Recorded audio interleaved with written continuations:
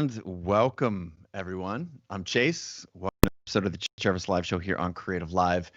Hopefully, you all know the show. This is where I sit down with the world's top creators, entrepreneurs, and thought leaders, and I do damn near everything I can to unpack their brains with the goal of helping you live your dreams in career, in hobby, and in life.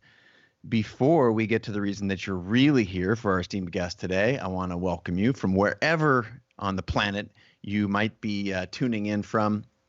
And let you know that you have the ability to impact our conversation today. If you've got questions, comments, thoughts, and you'd like to share them, just type in the comments there. If you are at creativelive.com/TV, that's going to be your best viewing experience. That's where I see questions and comments first.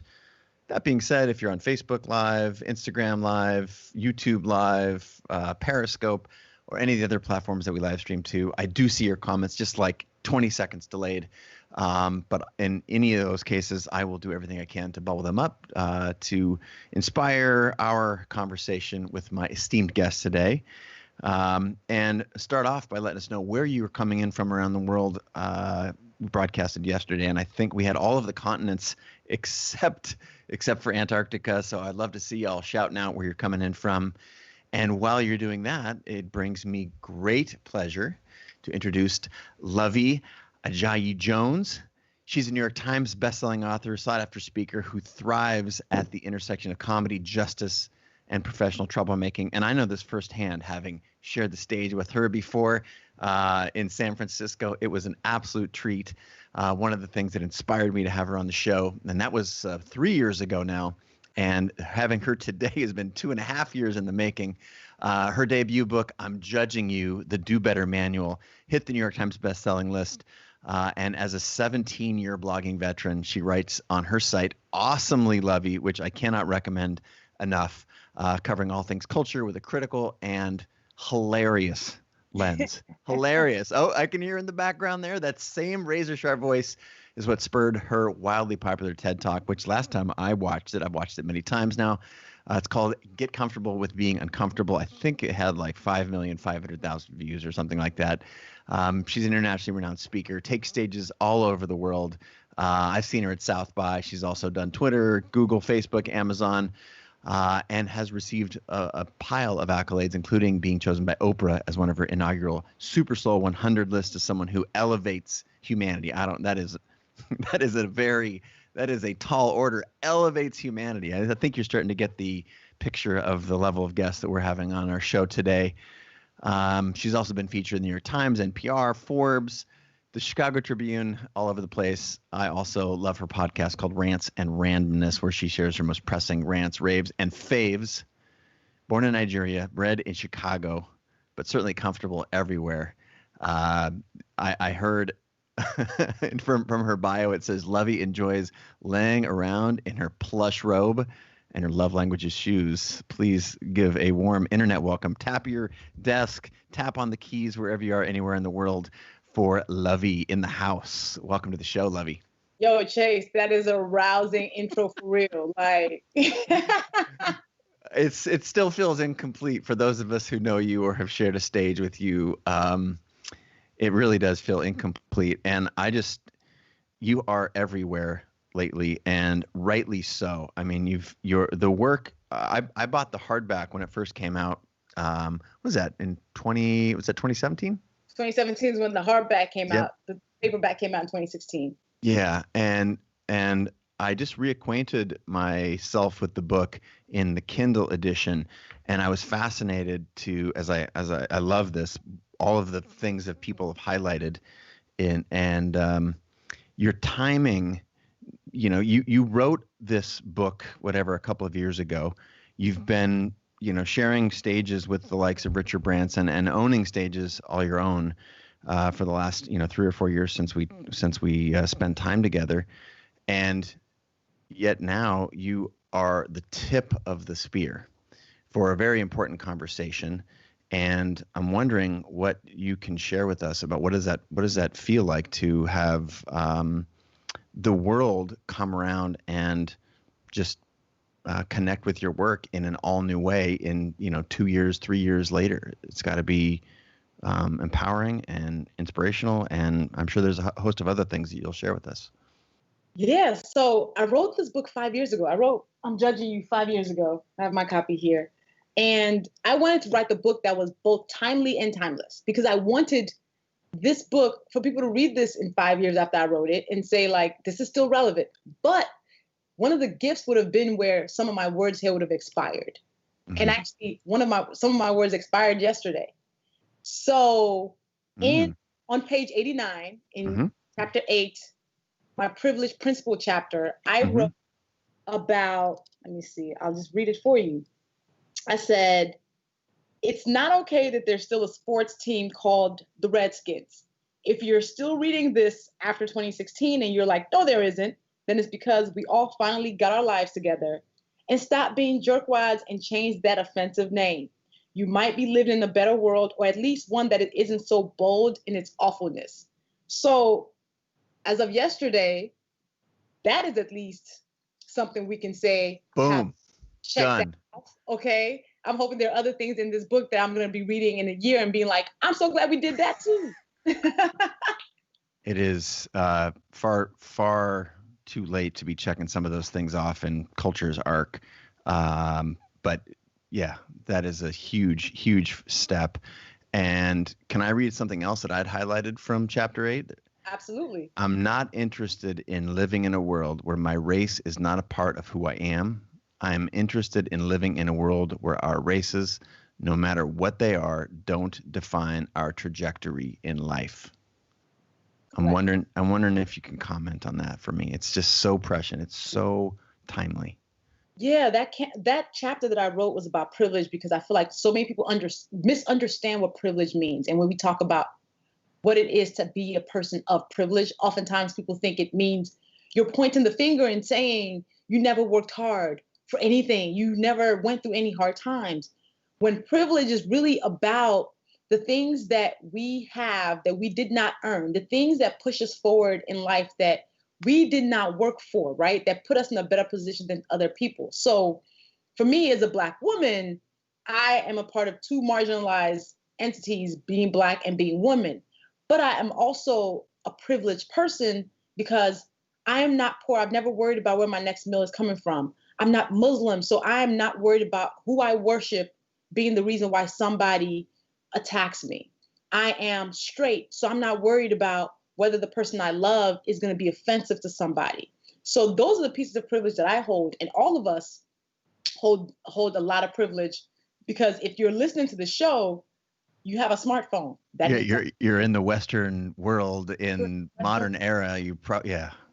Correct. And being white is one of the biggest pieces of privilege in the world that honestly, it puts people way ahead just because of the very fact that white privilege, white supremacy is the biggest system of oppression that actually holds people down. So when people say, well, the thing is I'm colorblind, I don't see color, as a way to affirm that they are somehow not a part of these harmful systems, I'm like, no, you're not colorblind. Like, unless you're literally colorblind, which Mark Zuckerberg is, he can only see, he can't see reds apparently, which is why Facebook's logo is blue. But he can see somebody and be able to see that, well, that person is darker than me. So being colorblind is kind of like a cop-out. Not kind of, it is a cop-out. Because I want you to see my race. I want you to see that I'm Black. Because I love my skin. I love my culture. I love all the things that come with it.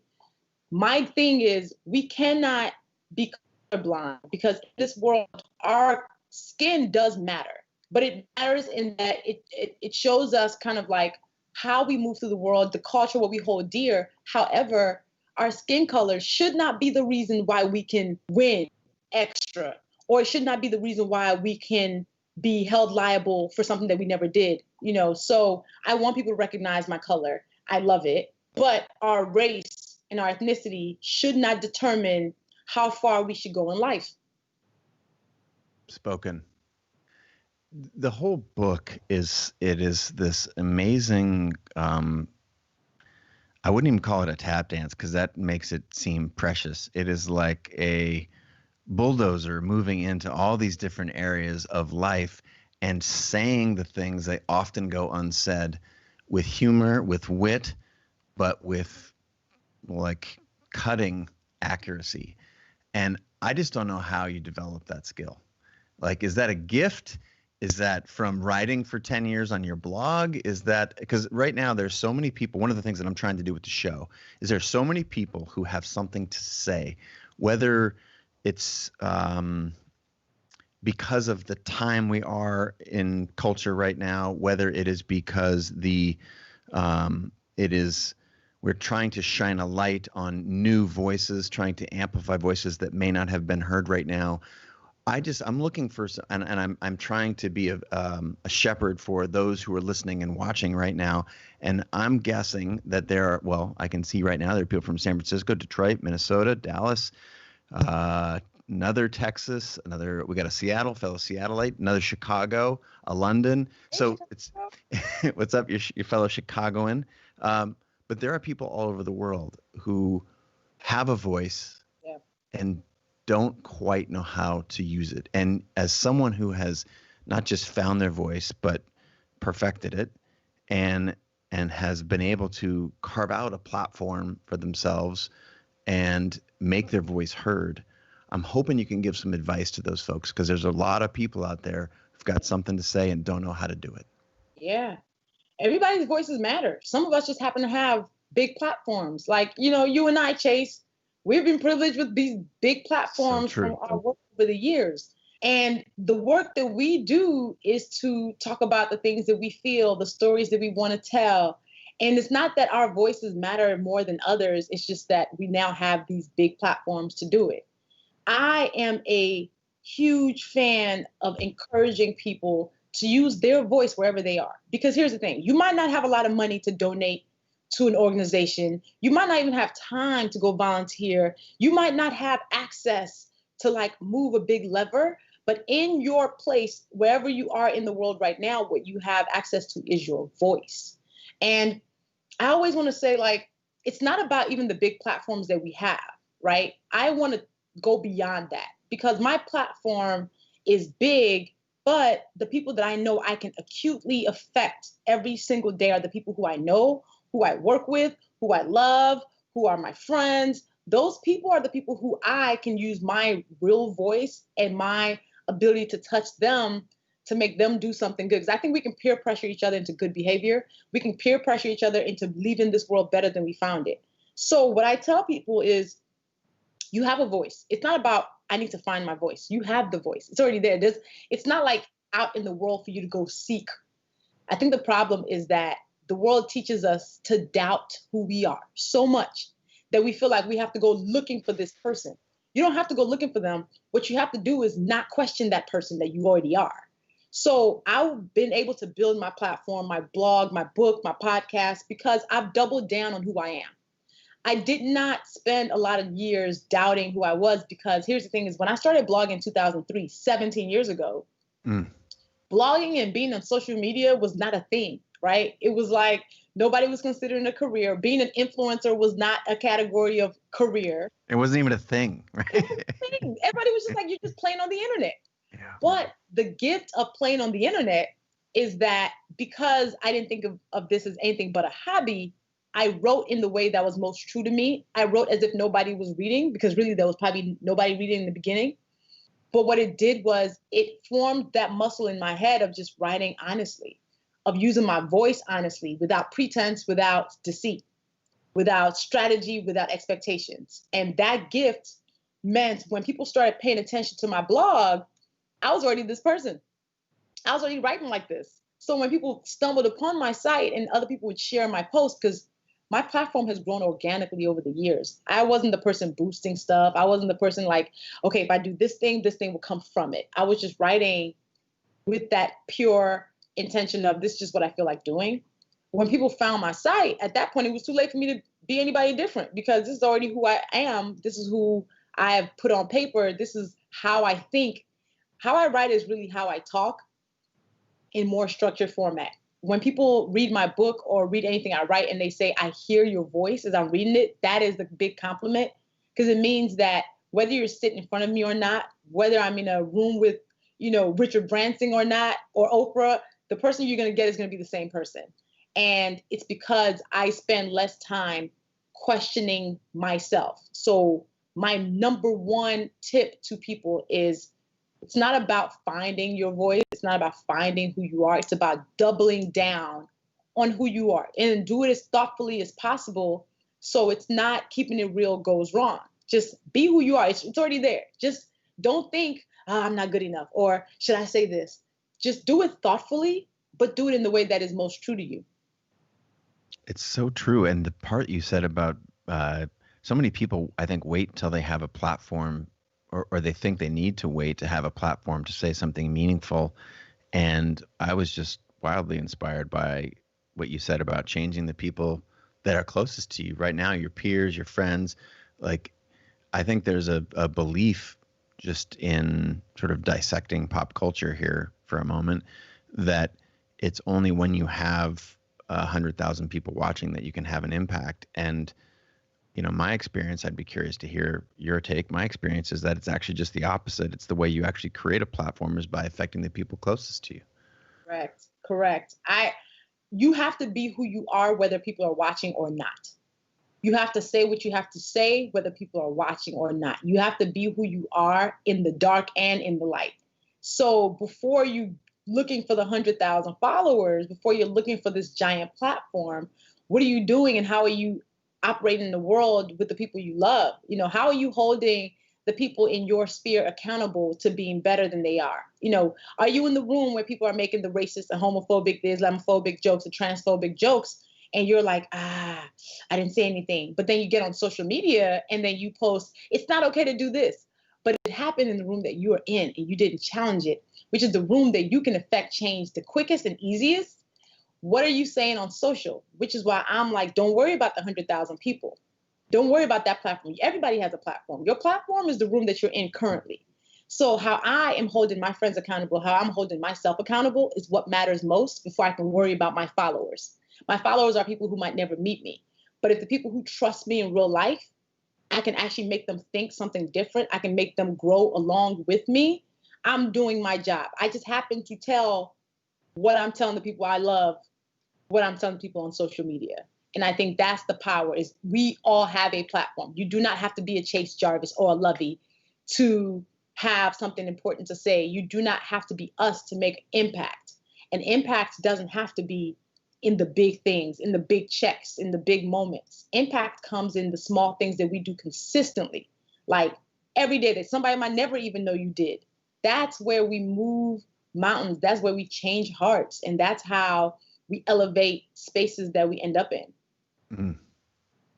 I remember, so just to go back, retrace thing we've touched on but haven't gone deep on. So we were both on a panel. Yeah. It was and with Sir Richard Branson, and it was in San Francisco. We dissected this for like 60 seconds before we went live this morning. And I remember in advance, I always love to know everything I can about the people that I'm sharing the stage with if I'm doing a panel or whatnot. And so I bought your book and I laughed out loud. And I laugh in the course of life pretty easily, and yet not when I watch films or books. And my wife's sitting there laughing out loud. This just happened last night. She's like, how come you're not laughing? This is hilarious. And I don't know, but confession, I laughed out loud at your book so many times. And when I refreshed, I went back and again got the Kindle version just a couple of weeks ago, and it made perfect sense to me when I read this line that I want to feed to you, that I read from you in the New York Times. It says, humor is the great equalizer. Yes. What do you mean by that? Yes. No matter where we are, no matter who we are, no matter what our backgrounds are, no matter what our struggles have been, our stories have been, we can unite in laughter. Making people laugh is a universal love language. It is the thing that, like, instantly, even if it's a momentary chuckle, for that hot second, there was joy infused. And humor allows people to bring their defenses down. So if I can make you laugh for that hot second, your defenses are down. So then when your walls are down, if I can now tell you something important, you're more willing to receive it because I just made you laugh. I just brought joy to you. My writing has always had that humor in it because I'm naturally I'm not a goofy person in that I'm still very serious in real life, but how I think humor is really telling the truth out loud. Like, the world is absurd enough to where you don't even have to add anything extra and it'll be funny, right? So as a person who is straight talking, giving you the world as I see it, there's going to be some funny in it because the world is weird. The world is weird. The world is weird. People are weird. We're all strange. Odd things happen every single day that are even better than fiction. So I never set out to be funny. I don't even sit down to write and say I'm going to be funny. I write honestly, and people are like, yo, that made me laugh. Because I'm like, yes, because everything is weird. That's why it made you laugh, because everything is weird as it is without pretense. So the gift of my writing is that because I make people laugh and because I bring this certain charm to how I create content, people are able to receive things from me in a way that they might not be able to receive from somebody else. Because I truly write as if I'm writing to my best friend. Because I want the person who's reading it to feel like they're talking to their best friend. Because I don't write at people, I write to you. How I write is how I think. So I'm having this conversation with you in my head as I'm putting this down on paper. So many made up words in the book. It's amazing. Yes. Having written a book myself, and for people who haven't written a book might not know, is that you have to go to bat for every one of those words because there's an editor at the publisher who's like, that's not a word, and you're like, yep, but it's going in the book, and you're like, I don't know, and they provide some watered down bullshit alternative, and you're like, nope. It's gonna be bullshittedness. That is what's going in the book, and that is what I need in the book. The bullshittedness. Yes. Oh, absolutely. I have a whole glossary because, again, language. I know the rules of English. I know language. Once you know the rules, you can break them. So I break them, right? Because how we talk in real life is not just in the King's English. We use the slangs. We use the weird words that we make up. And I'm like, in my writing, the value of my writing is that you are hearing me talk. So if I'm talking, I'm not using these words, that's true. So my editors had to admit it and be like, yes. So I put a little glossary. I was like, here's what this word actually means. Here's a breakdown of the word. But yeah, that is extra true. And that's why it makes it feel like a conversation. It makes it feel like a conversation where you might not realize you're being pulled to the carpet and called to task, but you are. And because you can receive it, because you've laughed a few times, you're more willing to be like, I hear you. Okay, cool. And I think that is the value of just really doubling down on who I am. I want to retrace your particular story. I said in my, couple questions ago, I asked you about, how you got into writing. You talked about starting to write on your own blog, but there's a bunch of steps in there. Yeah. Between starting to write in the dark when no one reads it and you're scared to share it and getting, say, a book deal. Yeah. And that is the black box where people do not know what's happening. Yeah. It is dark in that box. People are scared in that box. People are uncertain and afraid. And what I know to be true is that every person has gone through who has a platform or who has a book or a podcast or something that they've all gone through that. And I'm hoping you can share with the world, again, the people who are watching and listening, tuning in from all over the planet now. We just got South Africa in the house. What's up? We want to know what this messy middle looked like for you. Messy middle. I like it. I call myself a 17-year overnight success because people see me now everywhere and they're like, oh my God, it just feels like, I'm like, yo, this was not fast. This was not shortcutted. I went through the ropes and learned a lot of lessons that I'm like, oh my gosh, now I want to share with people because maybe their journey will be easier because mine was not that easy. So I started blogging in 2003 when I was in college. I was a freshman in college. I had just gotten a D in chemistry because I thought I was going to be a doctor. And then Chemistry 101 happened, and I was like, you know what? Never mind. I don't even like hospitals. I was like, let's drop that dream. But so my friends peer pressured me to start a blog because they had started one. And I was like, okay, cool. I'll do a web blog because, back then that's what it was called. A web blog. You're going on the web to blog. So I have my whole college career documented in my first ever blog.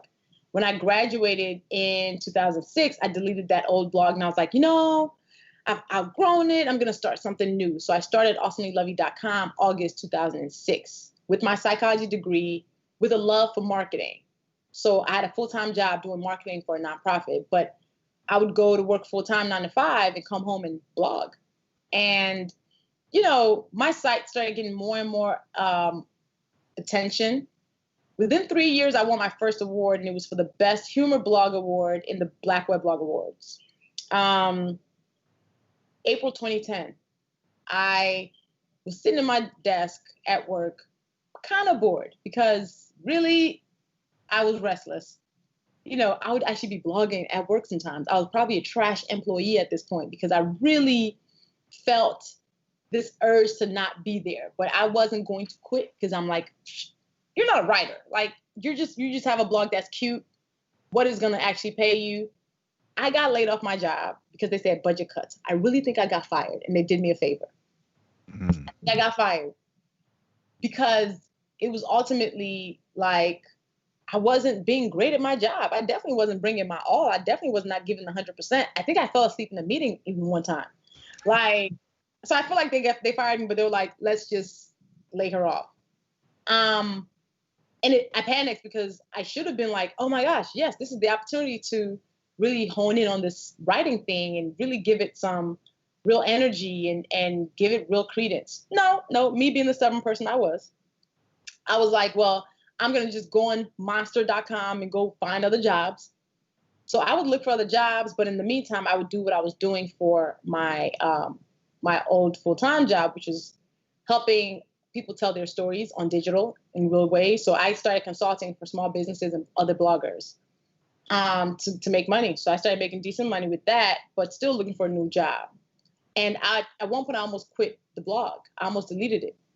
And I remember like the day before I deleted it, I got an email from somebody who said the reason why she wasn't crying as she was sitting in a waiting room as her mom got chemotherapy was because she was reading something that I wrote on my site.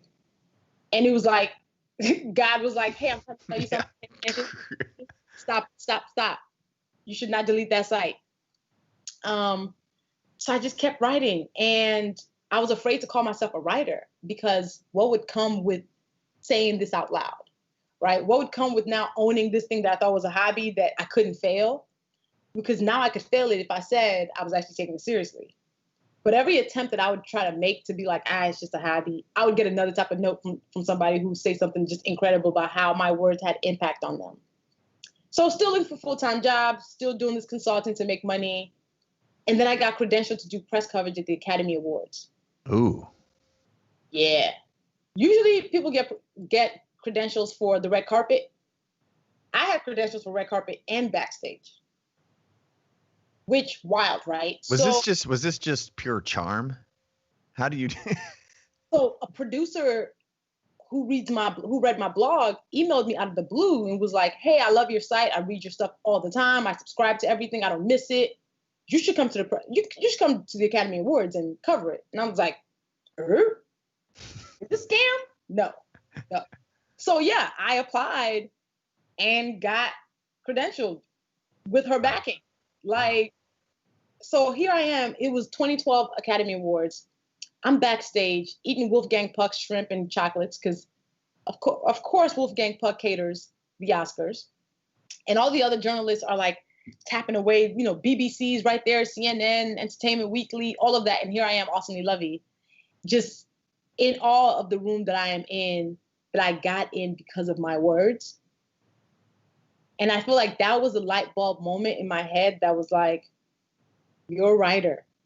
You are supposed to be doing this because look at where you have made by just being yourself, by just using your words. You've made it in a room where everybody else who's in here got here because they're part of a multi-million-dollar media company. And here you are as you, just live tweeting what you're seeing and what celebrity just walked past you and who you just interviewed. That was when Bridesmaids first came out. So I interviewed Melissa McCarthy and Paul Feig on the red carpet. And there's a picture of me and Melissa McCarthy that I still love to this day. And I was just like, so I had that moment that was a complete shift in my career. Mm. Not because all of a sudden I started doing all these extra things. It was because my mindset shifted in that room. I finally was like, okay, you've been afraid to do this thing. You've been afraid to take this seriously. At this point, I'd been writing for 9 years online, but it took something so literal, like me being in the room, to finally say, your words matter beyond the hobby of it all. You can actually move people to think critically, to have joy with it, double down on it. That is what you're supposed to be doing. Stop looking for full-time jobs and focus on this. It'll figure itself out. And everything that I was afraid of really was like, how do you make a career out of being a writer if you're not, a novelist? If you're not the Toni Morrisons? How do you make a career out of just writing essays and your thoughts about the world? Well, I got offers to have, columns in magazines. Brands started coming to me to be like, we see your audience loves you. They trust your judgment. We love the way you write stories.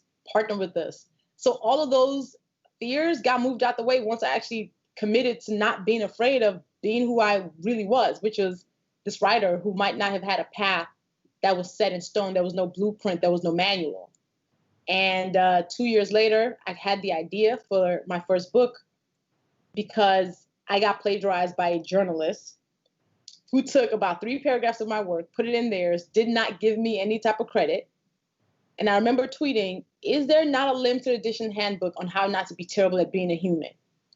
And I had another light bulb moment that was like, that's the book I should write. The limited edition handbook on how not to be terrible is really what I'm judging you to do better manual is. Got my agent. Agent came out of the blue. Like 2 months later, an agent emailed me and was like, I read your blog. I think it's amazing. There's a book here. And I go, funny you said that. I have my book idea. So this was November 2014. January 2014, I wrote my proposal in 2 weeks, my 50-page book proposal. My editor, my agent got it February.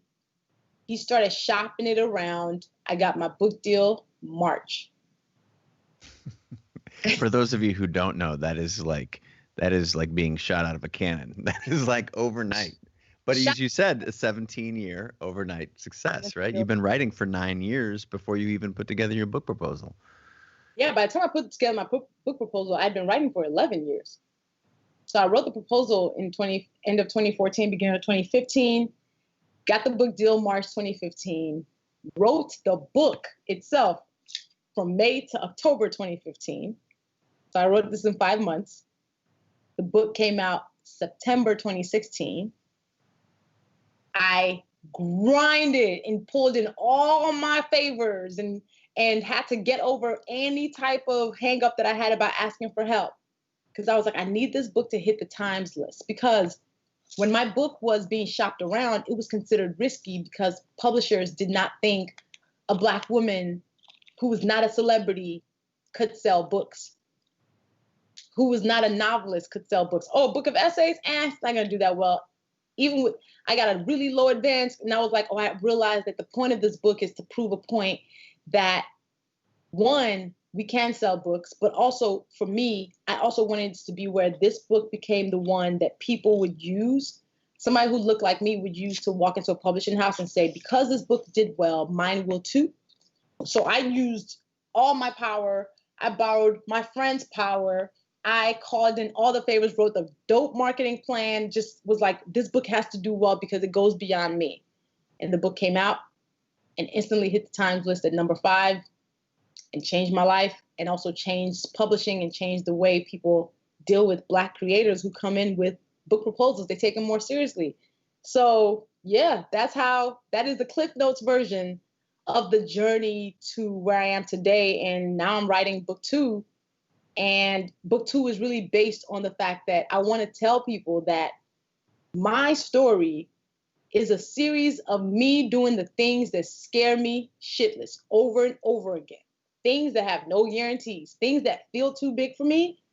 The reason why I'm sitting with you today, Chase, because I've done that for the last 17 years and I will continue to do that. And all the things that have happened for me have happened because I have made it a point to not stop because something scared me. So that's why book 2 is called the Fear Fighter Manual. So book 1 is the Do Better Manual. Book 2 is the Fear Fighter Manual. Because I want people to be encouraged to know that, like, the things that you're going to have to do, whether it's day by day, whether it's career, whether it's with the people you love, are going to be the things that matter because they're the things that scared you. You're going to have to do it because it's difficult. That means you're actually supposed to do it. You're talking the language of people who are tuning in from all over the world right now. New York, Cincinnati, Karen is she's hands up emoji. Indianapolis, Jerome says, thank you so much. So fair to say your message is resonating. I want to find out those times where fear actually kicked your ass, because in order to write a manual about fear, you had to have received some good lessons from it. So can you share some of the times where you didn't persevere? Yeah. I mean, there's a lot. There's a whole chapter on fail loudly in my book. But so there's a time when I was asked to speak at a conference in Europe. They emailed me and invited me to come speak. It was a tech conference. And they said they don't pay people. Because, after they emailed me, my team reached back to them and said, here's her fee, travel included, blah, blah. They replied back to my team and said, it'll be a great stage for Luvvie to be on. We don't compensate speakers. So I'm a part of a group of powerful women in business who really value sharing information. It's called The List. Shout out to Rachel Sklar, who started it. And I went in there and I was like, hey guys, this conference hit me up. Is it true that they don't pay speakers? And within 15 minutes, I find out that they do pay speakers, just not speakers who look like me. I found out this hierarchy of pay that they do is like, they'll pay white men to come speak. They'll buy books. White women, they'll pay travel. And then Black women who were asked to come speak were asked to basically spend our own money. It was a time where I was like, oh, wow. So this is really a system thing that they're doing on their part that's not fair to people who look like me, to Black women, to Black people. And a lot of us, people who live in marginalized identities, already know inequality comes with who we are just because the world is trash. So I went to my agents and I was like, I want to speak up about this publicly. I want to tell the truth in this moment. But here's the thing. I am aware that if I tell this truth, I can take some financial hits. Maybe conferences will be like, we're not going to invite Luvvie. Too risky. It was risky. My agents were like, it is very risky. Are you sure you want to do this? Because this could blow up. And I was like, here's the thing. I have to be who I say I am, especially when it's difficult. And right now, it's really difficult because I know I can absolutely face harm because I'm doing this. And my agents know me. They know that if I am compelled to do something and I feel righteous in it, odds are I will. So they were like, all right, we understand. Because I said, if I can't be the one to speak up about this, who can? At that point, I've been a professional speaker for about 8 years. I've been on some really grand stages. I've spoken at a lot of big conferences. I get the fee that I ask for. I am one of the privileged ones. Am I wondering, and am I asking the intern to speak up? Am I asking the person who just started speaking yesterday to speak up? Am I asking the person who was like, oh my God, I just got my first gig and I finally got paid $300 to speak up about pay inequality? No, because they wouldn't come with the same power that I do. So I said, okay, I have to think through what this fail looks like, of being afraid. What am I afraid of? I'm afraid of losing money. Okay, so I'm afraid of losing money and afraid of losing opportunity. What is my worst case scenario? Okay, so if I lost all my speaking engagements for the year and have to change my business model, do I still have other skills? Yes, I do. I still have my marketing, communication, social media strategy skills. I can do that. Okay. If I do get fired, will I become homeless? No, because I have a decent savings account. Okay, if I go through my savings account, can I end up on the couch of my mom and be okay? Yeah, I can buy myself about 6 months on the couch. So I ran all those scenarios through my head and I was like, you know what? That thing that I'm afraid of, the failure, is very much an option that might happen. Can I move past it if that does happen? I was like, yeah, I think my name can stand up enough to where I can tap on my friends like, can you find me something that I can make good money at while giving value? I probably can. So I spoke up about it on Twitter. And it spurred other people to speak up about theirs. Like there was a big conversation around other people who faced similar things in different industries. Funny enough, the thing that I was afraid of, which was like me getting the hit, didn't happen. Actually, it was the opposite that happened. Forbes ends up picking it up. The guy who runs the conference ends up sending an email to Forbes that doubled down on his dog whistle. That was like, he said whether, yeah. He was like, maybe if our conference was in a more urban demographic, Luvvie could command a fee. Oh. Ooh. I was like, wow. Well, thank you for saying that, because it proved my point that I'm not crazy here. And yeah, it was a gift, because the times when we will fail, the lessons that we will tell each other, the lessons that we will learn are much better than sitting back and not doing anything. People pulled out of his conference, and it's a conference that made 12 million euros a year. So it's not a conference that's small. They had the money. They just didn't want to pay me. I think in the times when we are afraid of failure really is moving out of an experience that you learn nothing out from. I think that's real failure. Failure is when you do not grow from an experience. Falling on your face is not really failure. Falling on your face, we all gonna do it at different times. It will happen. What happens? What do you pull from the face plant, right? It's not a failure if you can grow from it. It's not a true failure unless you face planted and stayed there. So I'm always like, if I face plant, I'm not staying there. So what really is failure? Well, I also want to just point out to anyone watching and listening right now that you did this idea of just push through the fear. No, you did you were thoughtful about it. I think you said something about that earlier, like approach things with thoughtfulness. Even, the raw, great parts of you still have to be thoughtful about it. It's not like an excuse not to be thoughtful.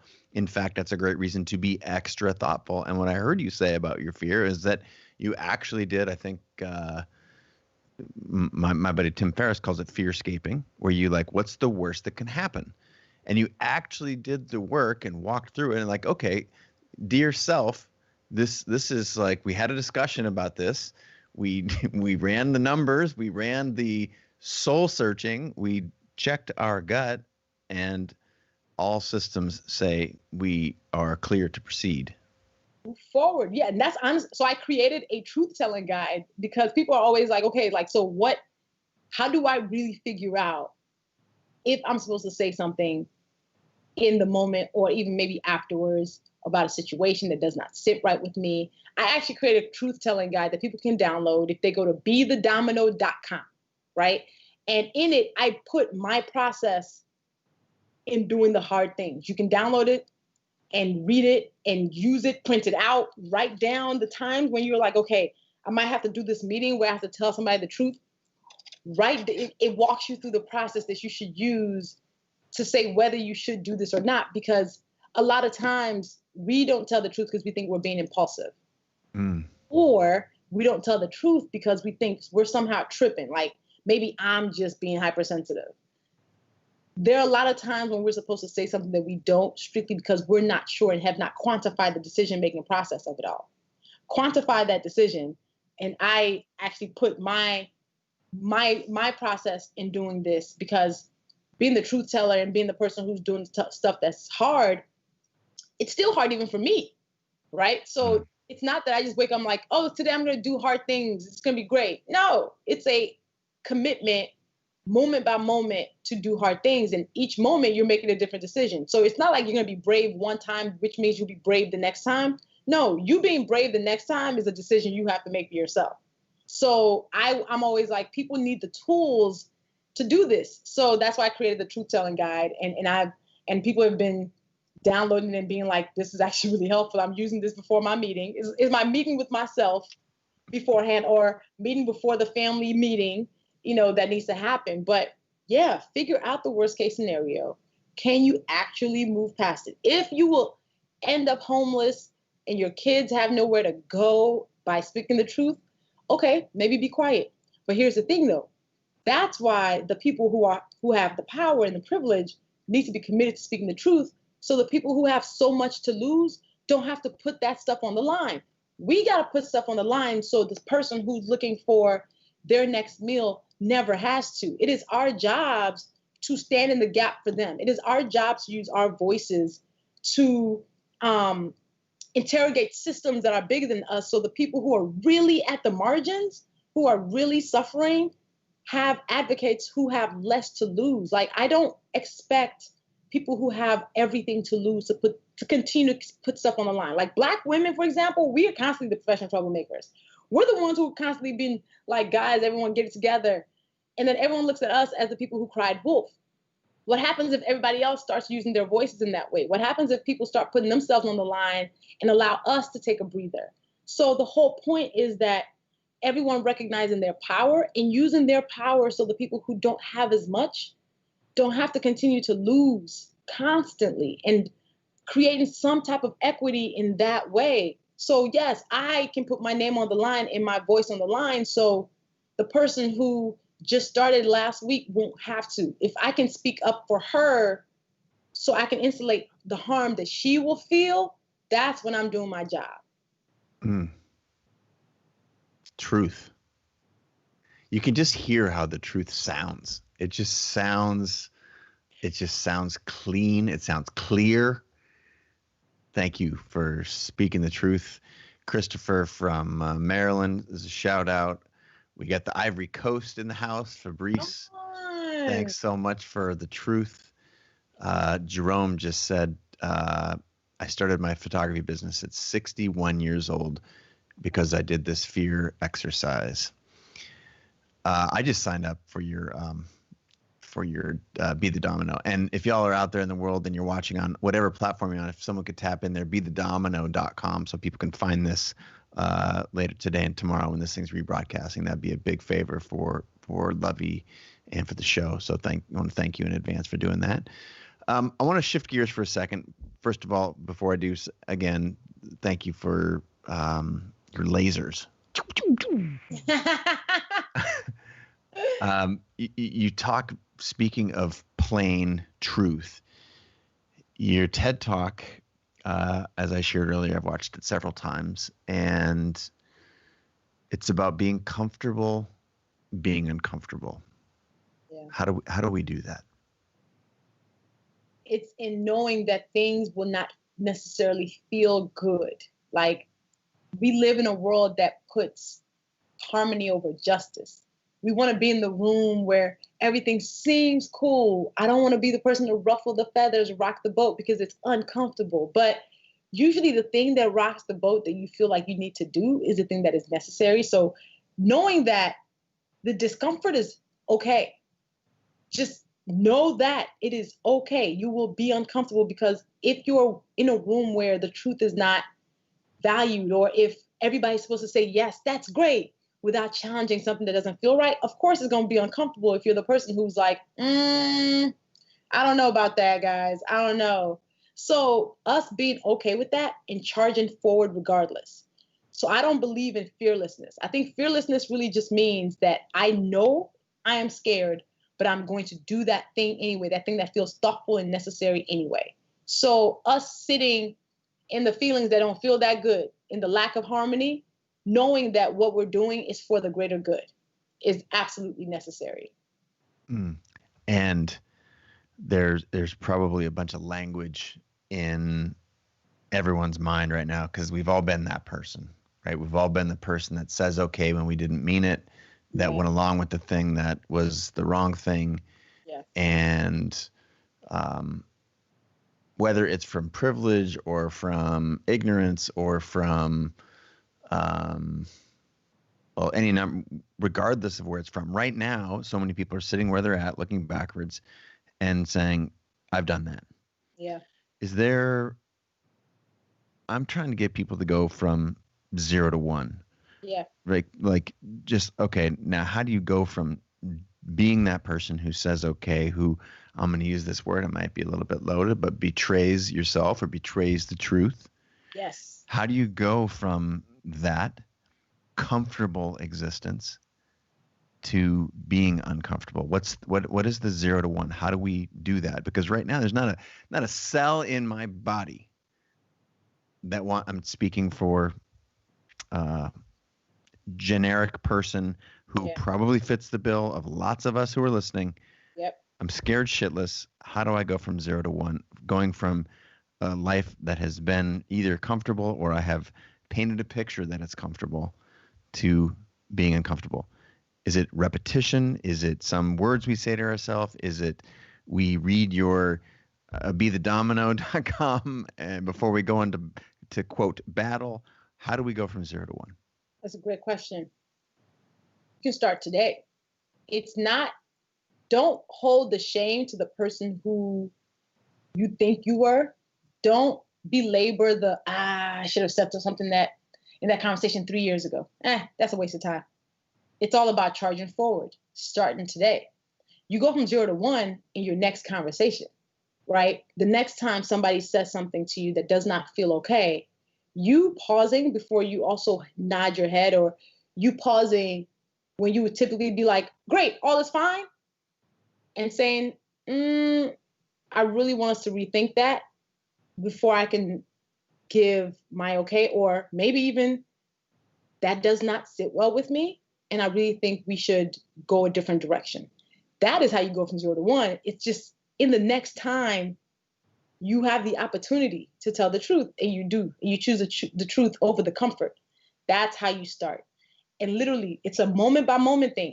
I, at any given time, can stop telling the truth, and I would not be a truth teller. If the next conversation I have, I don't tell the truth, I didn't honor myself in that moment. But then I can make up for it in the next conversation that I have, that I'm like, I'm being called to tell this truth now. So you can start today. It's not about a grand life change that all of a sudden you become this person. It is in the moments. It is in the conversations. It is in the day by day things that we do. Because at any moment we can choose whether to be brave or not. So it is when you first choose to be brave, you just went to 1. The next time you just went to 2. So it's a constant movement forward. It's a constant decision that you have to make. It's not a one-time thing. It's a everyday thing. It is a every conversation thing. So, be gentle with yourself, because a lot of times we don't have the muscle for the things that we haven't done or practiced. So it's going to be really hard in the beginning, where you're like, ooh, I'm about to make somebody uncomfortable. Here's the thing though. A no never killed anybody, and discomfort never killed anybody. So even the discomfort is momentary. Everything is temporary. So whatever discomfort it is, let it hang in the air, let it hang in the air. They'll be okay. You'll be okay. You'll have a conversation. Having difficult conversations, it won't kill anybody, So just, you can even say to the person you're talking to, this is kind of tough for me to tell you because I'm not used to saying this. Be honest. The truth is the truth, right? So even be honest with your discomfort. Say, this is kind of uncomfortable for me because this is like new, but I want to make sure I'm honoring my word. So if you see my face distorting, that's why. Like, you can even tell people the truth and how you're feeling in the moment and walk them through your own discomfort and say, listen, I love you. You're my best friend. This is not easy for me to say, but I feel like I have to call this thing out. Hey, boss, I respect you. I really take your word. Your mentorship is important to me. So this is not easy for me to challenge this campaign that we want to do, but I feel like it is my obligation to tell you this. So tell the truth even as you're telling the truth. Yeah, my wife is a mindfulness teacher, and what she coaches is to get into the body. Because what does fear feel like? Fear is largely a big story, and then when you translate it to the body, It's Yeah. like, oh, it feels like a tightness in your chest. It feels like you're a little short on breath. And then you start to realize, well, that's a lot what excitement feels like. That's what a lot of other feelings feel like. But it's really, we got this story in our head. I love your idea of sort of qualifying it and as a vehicle for still getting it out there. Like, I don't know quite how to approach this. I'm uncomfortable. I'm trying to be honest and being comfortable in my discomfort. Yep. I just saw a comment come in from Jose just saying, thank you for being an absolute truth teller. Love this conversation and your posts. The question that Jose has is humor the vehicle to get this done? Is it more important than anything else in this case? Or are there lots of options? No, lots of options. If you are not funny, don't try to be funny. And honestly, don't even try to be funny, even if you are funny, unless you know this is gonna land well. Just say it in the way that you want to say it. And if somebody finds it funny, okay. Humor is not the only way to do it. It's not the only way to tackle it, which is why I'm always like, it's more important to be authentically you than it is to try to force some type of result, right? Mm-hmm. So if you're not somebody who's known for humor, or if that's just not how you think, don't force it. I think the truth can stand by itself even without humor, right? Humor can help, but the truth is the truth and it can stand by itself without humor. I think what is just important is you try to be as thoughtful as you can be. That's all you can do. What happens once you tell it is out of your control. Don't think, even with you being thoughtful, that it's going to land great. You have to be okay with knowing that everyone might not receive it in that way. But that's why I always say, like, 3 questions that I ask myself before I tell the truth. Do I mean it? Can I defend it? Am I saying it thoughtfully? If the answer is yes to all 3, I say it knowing that it may or may not land well, and knowing that because I can defend it, I can still stand in it. And if I need to apologize for it, I will apologize for it. But yeah, don't worry so much about the reception. Don't worry about the humor of it all. Just worry about, am I being as thoughtful as possible? If I am, let me say it. I think that's amazing advice. Also, Elaine Faber reminds us that humor is super cultural. So, but the truth isn't. The truth cuts through all of that stuff. So if you're not a master with humor, don't rely on it. I think I'm gonna say it like you said it, which is, if you're not funny, don't do it. Don't do it. Don't force nothing. How did you get funny? I mean, again, I've shared the stage with you, and it's just like laugh out loud, and it's like it's such a treat, and it's a joy. You're always funny. Is it something you worked on? Is there stand up in your past? Like, what's going on? I think to the point of humor being cultural, Nigerians are really funny people, just because we are very straightforward people. And I'm Yoruba specifically, and Yoruba language is very metaphorical. Like, it's very descriptive. And a lot of that humor actually translates to how I write. So when people are like, how did you come up with these words? I'm like, I kind of thought about it in Yoruba and then try to translate it in English. And in English, it's automatically funny just because of the way the languages work together. So there's a lot of that. My family's funny.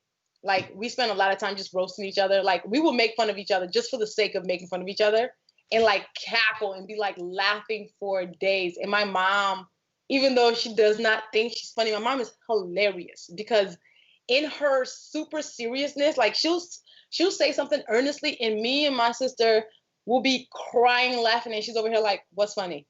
So like, I just come from a long line of shady people who don't realize they're hysterical. And yeah, that's basically a lot of it. And then my friends are funny. Like, we used to be in high school just laughing at the cafeteria and like looking at the world and pointing out random things. So it's just all around me. It's just funny people. And I think that just comes in my writing and the way I talk.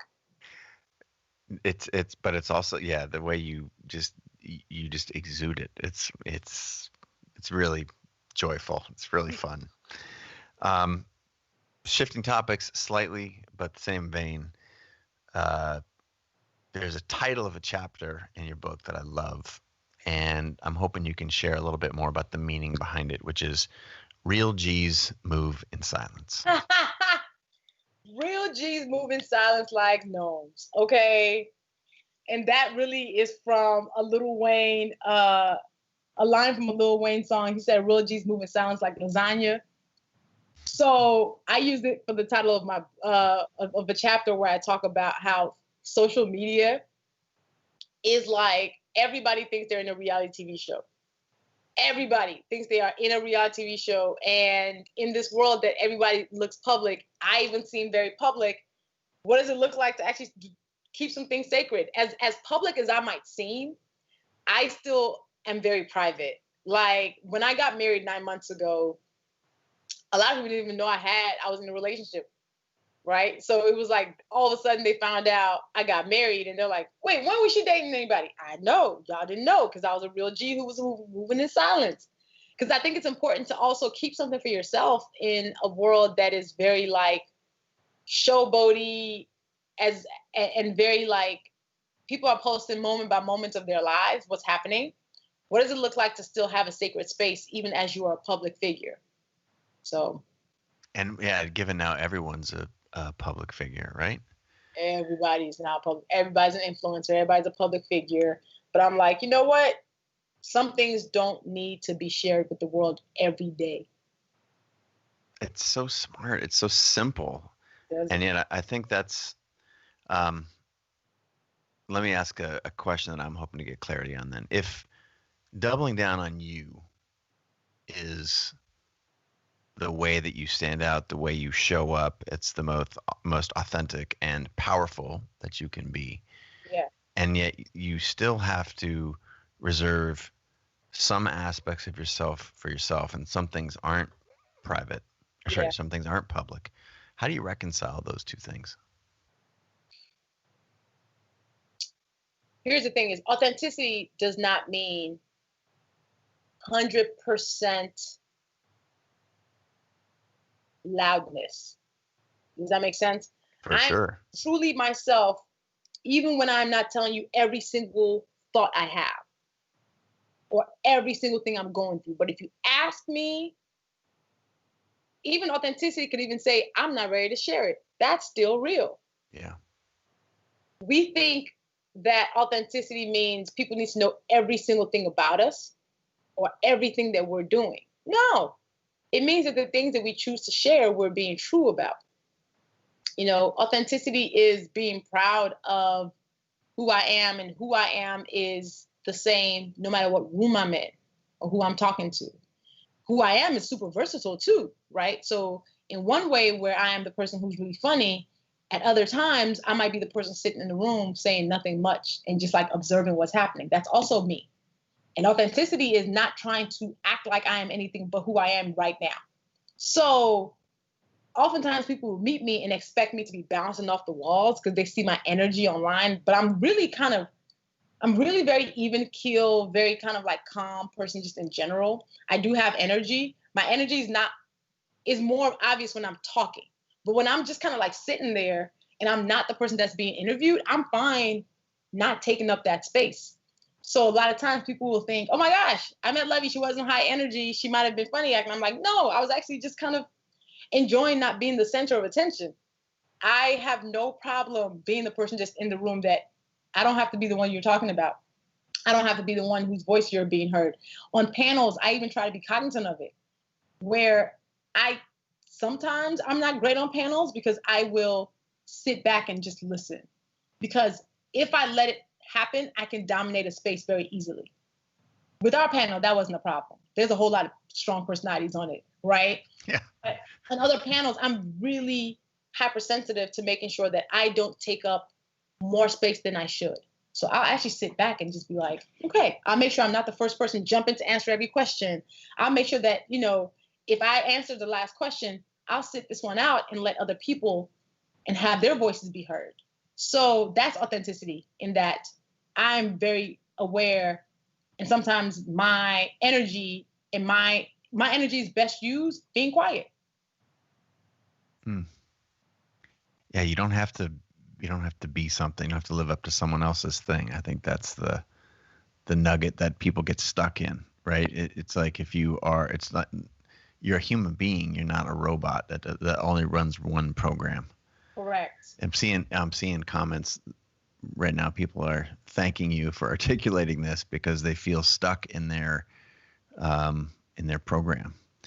I'm aware that we're getting short on time, and there's a really cool project that I want to ask you about, which was inspiring to literally millions. And it is, I saw it from afar, and then I just looked under the hood and noticed that you were a huge mover in that, and that was Share the Mic. Yeah.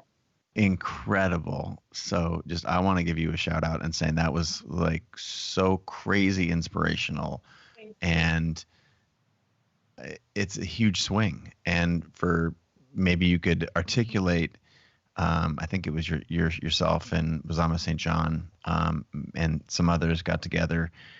Share with us the nature of the project and the why behind it.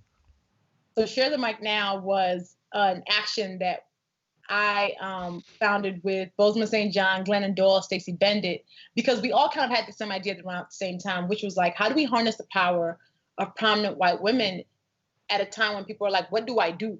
How do I make sure that I am a part of having Black women's voices be heard? So we came together and was like, well, how about if we actually let it be literal? How do we get white women who are prominent to share their mics with Black women so Black women's stories can be heard, Black women who typically would not be heard? So Glennon went to her little corner and was like, I'm going to ask the white women friends who I know who are prominent to give up their Instagram accounts. And we were like, we will ask the Black women who we trust, whose voices are amazing, who typically don't have these big platforms, to take over these accounts. In 8 days, we got 54 prominent white women to hand over their accounts to Black women who have amazing stories. And it was on June 10th, it was a complete takeover. I'm talking, it was everywhere. It was so boss. It was the most badass move. And here's the thing is, they gave us their passwords. So we were in their accounts. It wasn't we were sending them post to post. They literally were like, here's my password for the day my account is yours. My Instagram account is yours. Do what you would like. And I had Sophia Bush's account. She's brilliant. I love her. So I was basically really encouraging her audience I started with who I was and like, this is who I am, and just talked about why it was important to honor who you say you are, to tell the truth.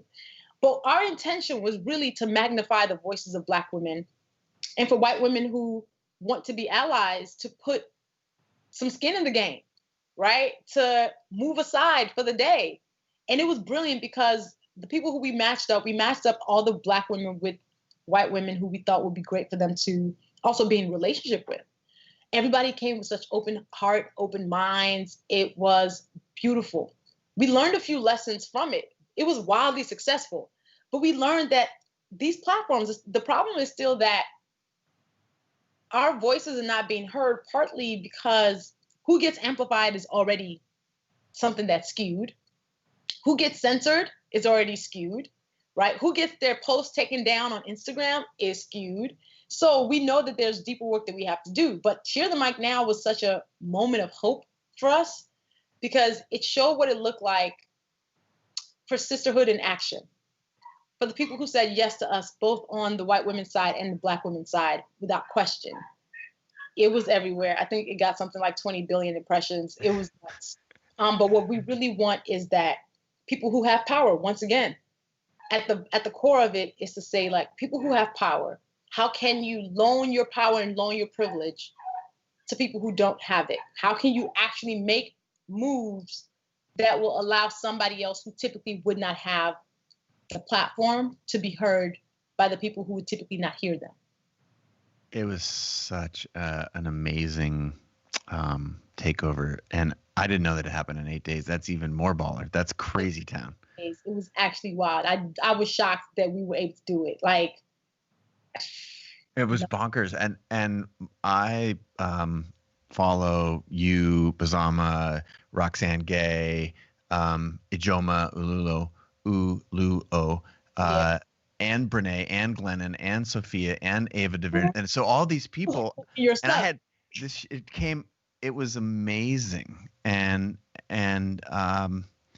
I just want to know, how do we keep that concept? If it was a proof of concept that sharing power is powerful, Yeah. at the risk, I know enough to get myself in trouble, and I don't want to ask you to solve the problems that culture has presented us with, but I also want your input. Like, is there advice on how to respectfully and tactfully give up this power in the same way Yeah. that you and Bazama set that up? Is there an analogy? Is there a vector? Is there a guide? Any guidance on how to continue what you all created on June 10th going forward? The point is to center the stories and the lives of Black women, people on the marginalized fronts, like disabled people, people who are trans. Like, we want people to really figure out how to center those who are typically not. A big part of our action was to make sure that the Black women were centered. I mean, down to how we did our graphics, down to how we made sure press knew. Our graphics, the Black women came first in any of the pictures. In press, none of the white women could do press without their Black partners. Because when you start getting really intentional about the world, you will start seeing how whiteness is constantly centered, just as a default. No one even notices it anymore because it is so centered. I'll even give you an example, Chase. I'm on stages at least 25 times a year. And, a lot of times I get the over-the-ear mics. I remember doing a speaking engagement it was in San Francisco for a book festival. And I go backstage and they put 5 microphones on the desk and said, pick the one that matches you. And my jaw dropped because I was like, wait, this whole time these microphones were supposed to match my skin? I just assumed, I don't know, and it was the first time I'd ever been offered brown microphone. They were either Black or tan. So they were like, yeah, pick the one that matches your skin best. And I was like, whoa, I didn't even know it was supposed to match me.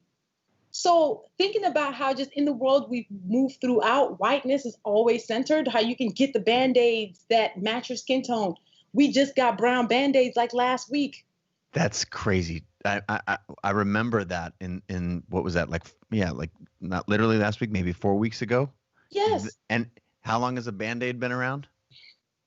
But that's privilege, right? The things you don't know about. Like, people now, there's now brown bandages. Imagine being able to have a bandage on your skin that does not pop out to say, there's a scar here. Even that. So our point of our action is to, like, how can we think through the different ways in the world where whiteness is always centered? How can we flip that? How can we, for once, make it somebody else's story the one that's important, somebody else's skin tone the one that's matched, somebody else's voice the one that's heard? So in your whatever space that you're in, start trying to think through the intentionality and being like, wait, how am I centering the person who does not have the power typically? How do we make sure the Black voices come first, the Black faces come first? How do we make sure the Black stories are coming first? Because it's so unequal, but we don't realize it because we just move through the world because this is the default. So that is what we want people to do. So yeah, think through, like, whose voice is being heard in the meeting? Can you actually make space for the intern and say, hey, I want to hear what they have to say. Can everybody hold on for a second? How do you make sure the person who is up for promotion, the 2 people who are up for promotion who are equally qualified, you're not just going with the white person because they're the culture fit, right? That's the way people get passed over on promotions all the time now. Oh, this person's a better culture fit. What does that mean? Because they went to more happy hours? Well, maybe the person who couldn't go to happy hour had to go home because they had to go relieve their babysitter and couldn't pay extra. Like, so all of this, when you start thinking about the layers of it, artificial intelligence even, how I have a hard time getting the faucet to work because it's not programmed to recognize my skin first. It's programmed to recognize yours.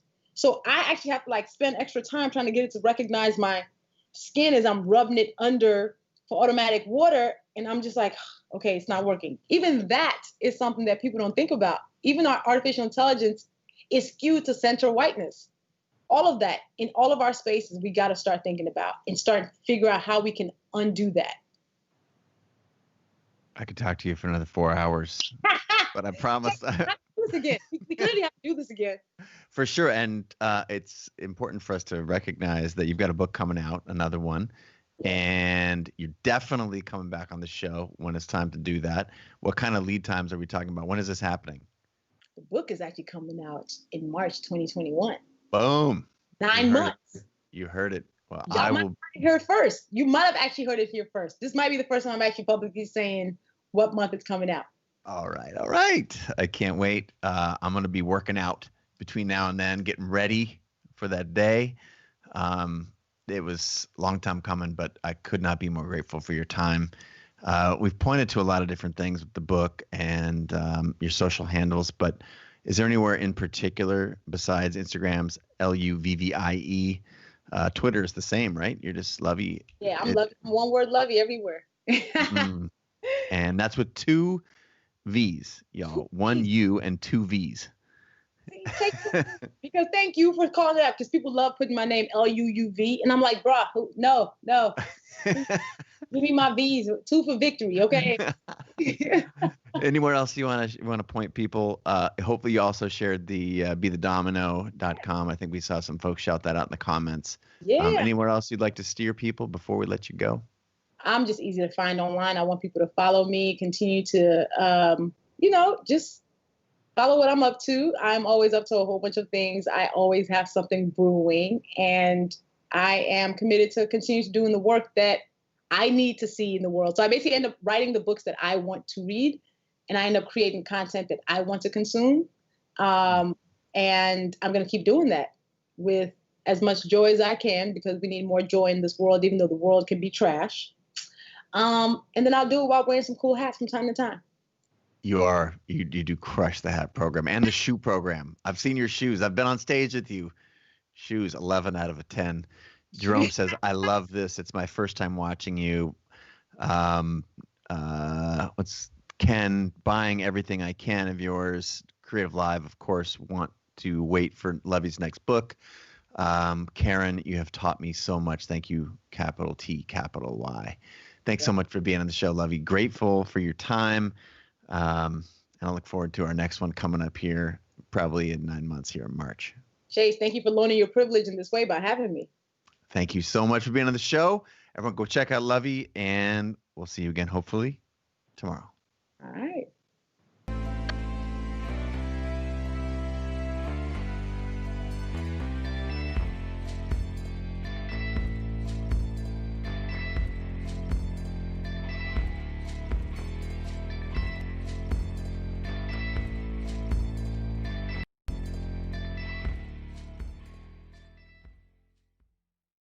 Hey guys, what's up? It's Chase Jarvis, founder and CEO of Creative Live. You all know that we have more than 2,000 classes and more than 10,000 hours of learning, inspirational, and motivational content on the platform. I'm super excited to announce a new experience on Creative Live.